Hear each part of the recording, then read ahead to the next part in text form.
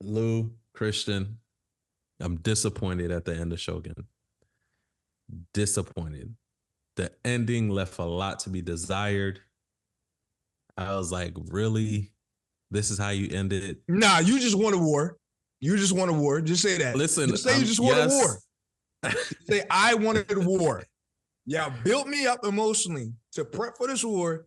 And Toranaga. What are we doing here? Toranaga fucked him up was so too bad. freaking smart. He fucked him up so bad they didn't even need to do a war. That is crazy, bro. What are we doing here?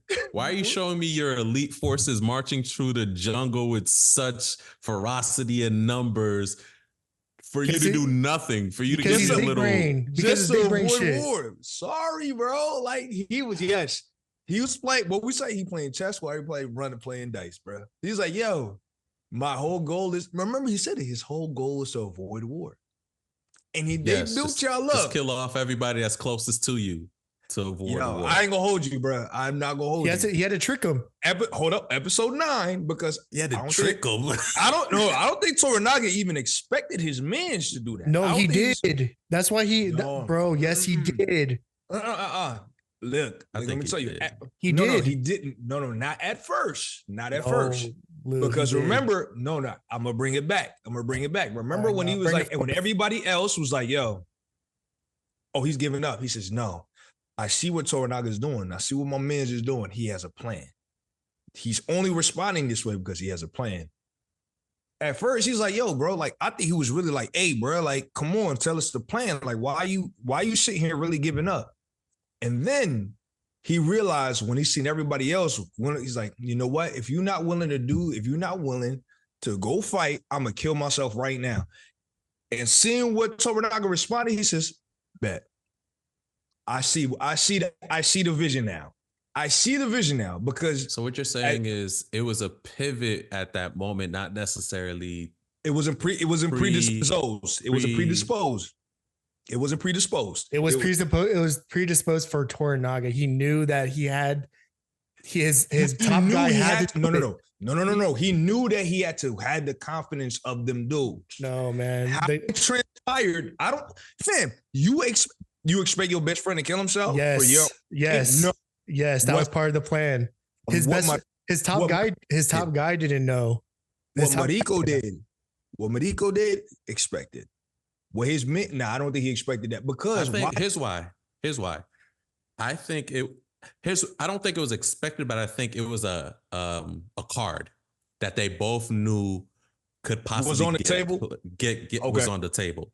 Mm-hmm. That's where I'm going at, because at the end of the day, given the structure, right, and how they follow certain principles, and his best friend being ranked so high, it had to be a card on the table, especially how Toranaga was moving. It had to be a card on the table. Now, what you and Christian are arguing was, like, Christian is saying, it's not only a card on the table. They both knew it was going to be played. No. That's what you're saying, Christian? They both. It's not that they both knew. Toranaga knew, and his right-hand man, when it came down to it, realized, oh, this is the card you're playing. I will do this for you. And that's why he told his son. That's why he told his son, don't die with me, because I need you to be by yourself. So now I'm gonna come to that. No, see, but how we arrive at the same point is different. I don't because I think Toranaga tried to lock that in prior to when the Portuguese priest was there. He was trying to figure out a way to be able to say, hey, because remember, the priest left before he Tato committed seppuku. Like the Portuguese dude already left and went back to say, like, no, he's giving up, clearly giving up. He didn't see old boy die. When everybody else, when the other lords was like, nah, F this type swag, then I think that's when his right-hand man like figured like, okay, you know what? I know where you're going with this. But I have to be able to make sure that you have everybody else on board. So I alone am willing to die so everybody else can stay on board. That's where I'm going with it, right? But at the end of the day, when it got to that point, they both knew, because Toranaga had full-blown tears in his eyes. Okay? He knew like I don't want my mans to die. And his man was like, I've been with you since you was 12 years old, bro. Don't worry, I'll do this for you. That moment right there almost made me stop watching. I'm like, you know what? I'm fed up with this show. Okay, I'm fed up. We didn't have to do this. So now, if you wanted your what's it called moment, that was it. That was wildly emotional. I want to point out that F screen is how I look when they talk baseball. That's all I want to point out. That's all I wanted to say. F screen is how I look when baseball jargon is being flung every which way. I just want to point that out there. All right, let's talk about it, Evan. Baseball. Mookie Betts is out 6 to 8 weeks. Hold up. I saw that. Yoshinobu Yamamoto out for definitely. Sidebar. You saw what Mookie Betts said about Michael Parsons? Yeah, he would never hit 200 in the MLB. So he's like, yo, he could hit 200. You know what I mean? You say he wouldn't even 100, but it's just like, yo, you know how percentages go. Basically, he's saying, yo, you wouldn't hit 10%, or rather, Michael Parsons said he could hit 20% of pitches that are thrown at him. That's what Michael Parsons, who was a linebacker. Bro, you got MLB the Dallas players. Cowboys. You got MLB players today that are barely hitting 200. Yes. So Boy said in the interview, he says, yeah, I think he might be able to get that. He said if he's thrown 500 pitches by an MLB professional pitcher, he is hitting 0. He told Michael Parsons, you were hitting.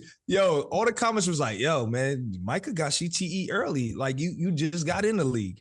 How you already got CTE?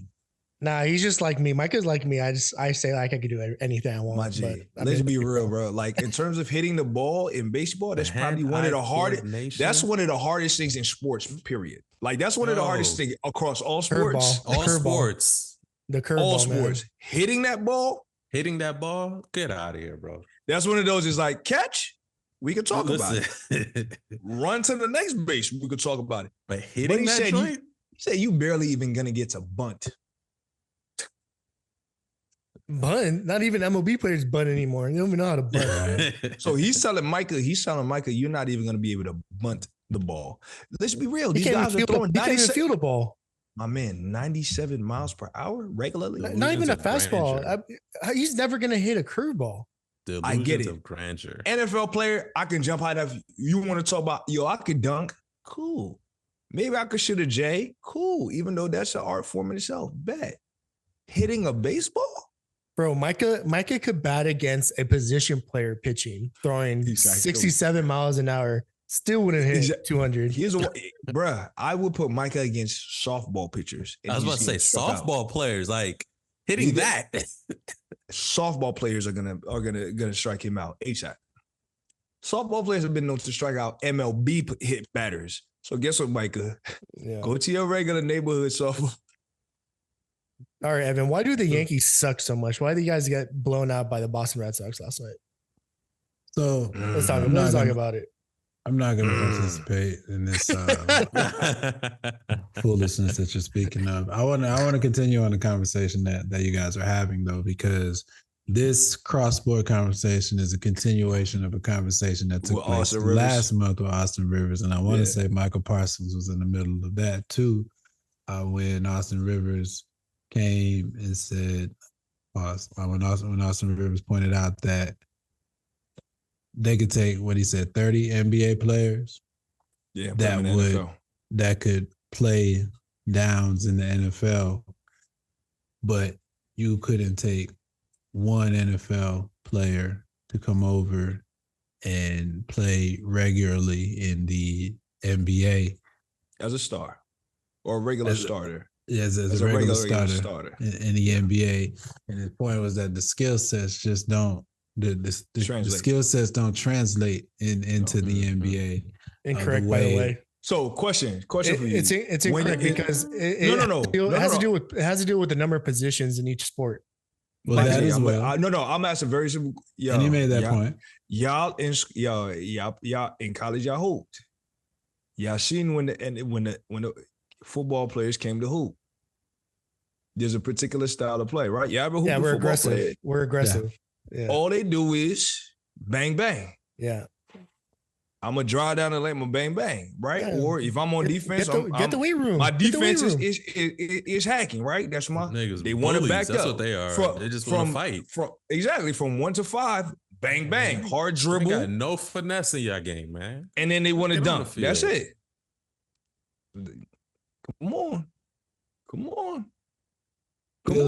Stealing his points, but yeah, he made them great. Name the NFL player or the college football player. I think Big Baby Davis. No? Let's talk about the one he played. He played. He was straight basketball. He was a basketball. Yep. Coming into college, he was a basketball. What about look? You see a lot of guys. They played basketball and football, and when they got to college and they had to choose the one, it was football, right? Yeah, the guys who were the hoopers gave up. Yeah, the guys who were the hoopers. If you had to give up one, they always gave up basketball to play football. But that's not the point, right? Talk about even the great ones. Antonio Gates, who's known as one of probably the greatest in terms of playing both sides. Randy Moss. Played great on both sides, right? Randy Moss is even better example, right? And he was like, "Yeah, I'm gonna stick with this football." And Randy's he's what? He's Jason Kidd playing numbers. He's Jason Kidd height. That's the crazy part. The question was, can football guys come play basketball and vice versa? And there's some football guys. NBA. There's some football guys who can have a end of the bench roster spot. Some, not all. What he's saying is there's more NBA guys who could go exactly. LeBron would be a starting tight end. LeBron would be a starting tight end.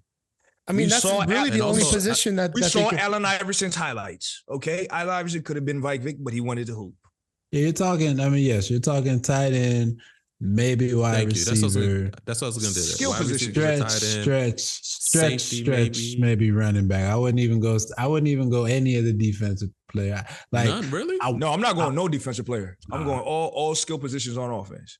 Follow me on this. Basketball players can only play receiver or tight end. I know what you're going to think. Cornerback is the only one. Right, that's what I'm saying. You got to move your feet. You got to be able to track the ball. There's defenders on the NBA who have starting positions, a la your Pat Beverleys, but also he can do some little offensively as well too. So that's why I'm thinking like some defensive players. Just because they won't move their hips fast enough.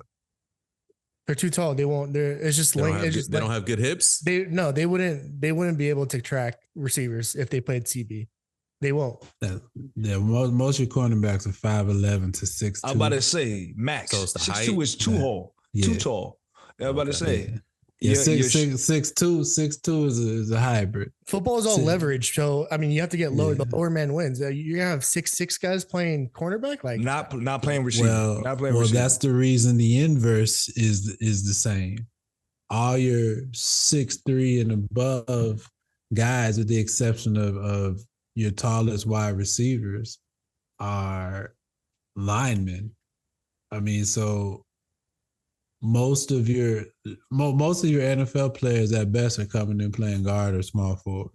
Yeah, and none of those skills are translating. But they actually play like centers, not even just like regular centers. They play like Detroit Pistons, laying beer centers. I know three NFL players right now who could play end of the bench NBA minutes. Who? CJ Stroud, DK, Metcalf, and Puka. Okay. Puka, I'll give you. DK can't shoot for his life, so give that up. No, he'll be a straight slasher. He's Jared Vanderbilt. I'm gonna take a step off. He'll be Gary Payne. Gary Payne the second. Gary Payne who? The second. I was about to say, don't talk about the glove now. Hey, I'm about to come to the mic. Matter of fact, put your camera on. Say that with your chest, with your mic on. You guys didn't let me finish. Oh no, you paused. You paused. You had to think. You couldn't even get the right. You couldn't even get the right numerals out. You had to get one out as quickly as possible. I had to swallow my saliva. It got caught up. That's what happened. Oh man. But finish your point. I guess my bad. Oh no, you're fine. I think it's curious. I'll give it to you, but it's kind of curious that you're consistently caveating your point with end of the bench guy. And from the NBA standpoint, we're not talking. They wouldn't be starters. They got brick ass hands. You think they're gonna be starting an NFL game? Hell no. Who's got brick hands? You gotta have touch. You gotta have touch in the NBA too, Christian. Dude. You gotta run a fucking route. Come on. You know what you shoot. You know what you shoot when you have brick hands. Bricks. Christian, stop it. None of the guys we're talking about are shooting bricks. NBA player can come in and start. Fuck out of here. We're not saying. I'm not saying any. I'm saying more NBA players will start in the NFL than vice versa. They're all going to be special teams or goal line red zone threats. That's all they're. So where that distinction will come from is the hitting aspect. It takes a different person, a different mindset to both hit and be hit regularly, and. None of these cats is practicing on the blacktop anymore. So they're falling experts. We've talked about this before. They as much flopping as goes on, they clearly don't want to get hit at all. So I think that would be the delineation more so than the skill set to do things on the field, especially from a tight end wide receiver standpoint. In my opinion, I feel like baseball, golf, and soccer, but mostly baseball and golf. I feel like you don't get those crossover talks too much because hitting a baseball is one of the hardest things you can ever do. Same thing with hitting long putts. That's why what Bo Jackson and Dion did was amazing. Right. So I feel like there's some exceptions. Soccer, I've yet to see some crossover. Soccer, you have to start early. Yeah, like soccer's different because like your mind, it's different. It's different. What's funny about soccer? My son's in soccer. He's 2, and this is his second like session. He did a spring session. This is a summer session, and I saw a pickup in the comfort with his feet. With the ball, like today, actually, that just had me thinking about it. Like, yeah, he's Haitian. Oh, okay, my bad. Well, at least 1/4, yes. I'm sorry. That's all I heard. I heard the Haitian was showing in your son. But there's a component of using your feet to move a soccer ball, not kick a soccer ball. That while you're in motion, think you have to. Yeah, while you're in motion, that you have to pick that up at a young age, or you're never going to. You don't. No, that's what I'm saying. Like that's why it's hard to cross over. Like the physics of it is so hard to translate that if you don't do it early, you're not gonna do it. You're gonna be looking down all the time. You're gonna you're not gonna do it. It's definitely a particular skill set. Like you said, Evan, there's a particular level of comfortability you have to be able to do that confidently, looking forward. And mind you, processing the game in real time. Your feet are the least of your worries, right? That's supposed to be automatic. Yeah. But you're processing and seeing the game. It's like same thing. Like that's why they both call dribbles. Think about you coming up the court. You can't be thinking about dribbling. You have to be. The dribbling has to be the automatic part. But here's the difference. That's why what makes soccer more complex. You're talking about dribbling in soccer is another form of walking. That's essentially what you're doing. You're learning how to walk a different way. Yeah. And that's what makes it so difficult. Like you're literally learning how to walk a different way. And you already know how to walk. You know how long that took you to get that. Like for you to learn how to walk a different way now. Mm-hmm. And like Blue says, to combine. People coming at you trying to take the ball. You're reading the game, the reads, and you understand that what kind of touch I got to put on this. I got to hit it with inside of my foot, outside of my foot. When to attack. When, what I mean? Some similar aspects in terms of That's why I give hockey. Nobody talk about the crossover hockey. Like that's never even a remote conversation. Only time you hear about crossover hockey is with figure skaters. It's because you already have at least the minimum of it all, right? But you're traveling across this ice, so you already have to learn this form of skill to be able how you're able to then track on ice while you're managing a puck. with this thing that everybody is going at you, trying to take from you. Like this big, very small and dynamic. Yeah. Certain sports, I'm like, you know what? I'm not having certain conversations. I got it. You know what I mean? That's why I was kind of annoyed with that boy from track. He's like, oh, NBA guys talking about the world champions. Yeah, I don't compete against everybody in the world. Us track guys compete against everybody in the world. Don't get me started, man. Come on. I had already forgotten about that. You get me all triggered now. God damn it. Because Olympics are coming back. That's why I would tell you. Olympics. It's a prequel. The dumbest fucking thing I ever heard last year. Dude's a clown. Acting like the world's best aren't playing the NBA. Give me a fucking break. You think the Dallas Mavericks about to lose to the fucking Celtics aren't gonna smoke Barcelona in a World Cup? Like, get the fuck out of here. I just want to say, go ahead, Ev. Real quick. I just was like, because you brought it back to the Mavericks real quick. Kyrie, no offense or anything, but you don't have to shake every Celtics hand on your way out the court. Just go sit down to the fans. No, you don't. It's optics. He's trying to. He's trying to fix Kyrie his, right now. He's trying to. Yeah, he's this trying to is fix his dad optics. Kyrie. This is dad Kyrie. Okay. Kind of lame. It's not about you. I agree. Go sit down. Kobe wouldn't have done that. I was gonna say. Who has better hand-eye coordination, a goalie or a catcher? A hockey goalie or an MLB catcher? Hockey goalie, bro. How are you gonna see that puck, man? I'm amazed at how many times goalies smack that puck out.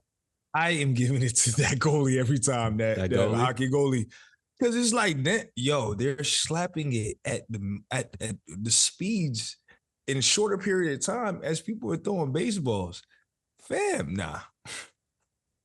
No. At least, like, for instance, a catcher, you and a pitcher, you guys have communicated. You know what pitch is coming. Where it's going. You know what pitch this is. The goalie is fighting for his team's life. It's like if a catcher was 5 feet away from the batter and has to block someone hitting a baseball straight to them. These guys are slap shotting like 10 feet away. How do you even block that? I don't even understand. I don't know how you even see it. I'd be watching. I'm like, you saw it was going there? I didn't see it was going there. And I'm watching. Pay them whatever they deserve, yo. I'm about to say, run him his bread, okay? Like, I don't want to argue. Run him his money. If I have a top goalkeeper in hockey, sorry, I don't want to hear no. And this is the difference. Sorry, Lou. This is the difference, Hans. The catcher in baseball, they know where the ball's supposed to be, so they're already expecting where it's supposed to be. The hockey goalie has to react. Let's be honest about what the real difference is. That's a difference as well, but the Yankees suck. The goalie is also on ice doing this. Yeah. Like going from his knees to a squatting stance, back down to his knees, sliding left and right on ice. On some knives. Yeah. On some knives doing this. Like at the strongest hands in the world. I just appreciate your Yankee slander right before this segment that we have of yours to talk about the Celtics being the all-time winningest championship franchise in NBA history. We're talking about we have the same amount of banners. I was going to say give them a minute, but let's give them 10, y'all. Are you counting the play-in tournament or the in-season tournament? Does United count their FA Cup trophies? I mean, if it's in the rafters, count them. Count them, baby. I guess we tied. Speaking of soccer, man, I think it's fitting that Mbappe breaks his nose and is going to be out for some time.